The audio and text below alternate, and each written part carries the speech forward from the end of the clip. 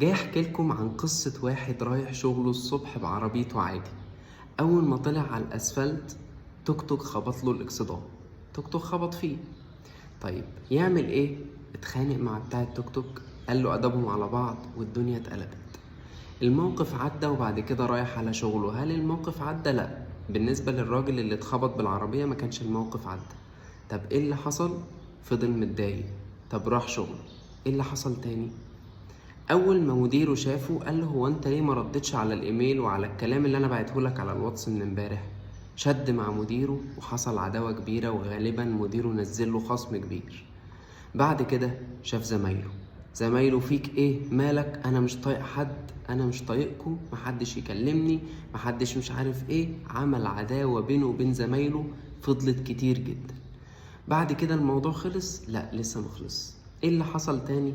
ناخد بق كده ونكمل. اللي حصل بعد كده ان زوجته رنت عليه. قلقت الست، كتر خيرها، رنت عليه. ايه يا عم فينك؟ ايه الدنيا معاك؟ يومك ماشي ازاي؟ قال لها يا بنتي اسكتي واقفلي دلوقتي. طب بعد ما قال لها كده قالت له لا قول لي، ما توغوشنيش عليك، انا قلقت، قول لي مالك. قال لها اقفلي دلوقتي. شدوا مع بعض في التليفون وكلمه جابت كلمه لحد ما الموضوع وصل لفين. قال لها بقول لك ايه، ما جيش الاقيكي في البيت، تروح عند اهلك. يعني غضب مراته. تمام، الموضوع خلص على كده؟ لا.